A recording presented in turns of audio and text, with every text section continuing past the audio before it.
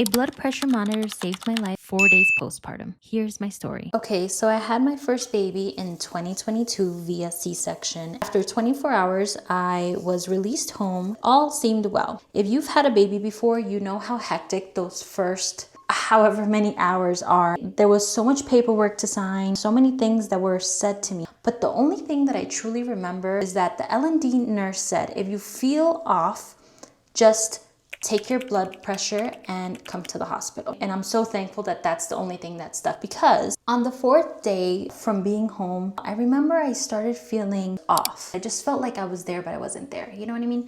So my mother-in-law had been visiting me. She's like, hey, are you okay? No, I'm okay. Again, thought, okay, maybe this is just from not sleeping well these few nights, breastfeeding. And in hindsight, I definitely was not drinking enough water.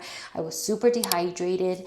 I remember just literally feeling like I was floating. I'm gonna take this thing off. So as I'm feeling like I'm floating, my father literally arrives after a 2-hour journey to me. And of course, like, I wanted to be excited and welcome him. But literally, girl, I just couldn't. I was just like, bruh. And I go to my husband and I'm like, hey, I need to take my blood pressure. Mind you, I literally had perfect blood pressure the entire pregnancy, 120 over 80. Everything was good. The only thing not normal during my pregnancy was that I had gestational diabetes.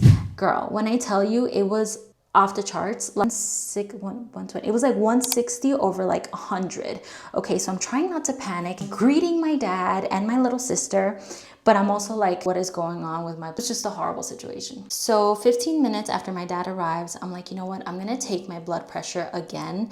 And so I start to tell my dad, like, hey, there's something off with me. So just FYI, I know you just got here 10 minutes ago, but yeah.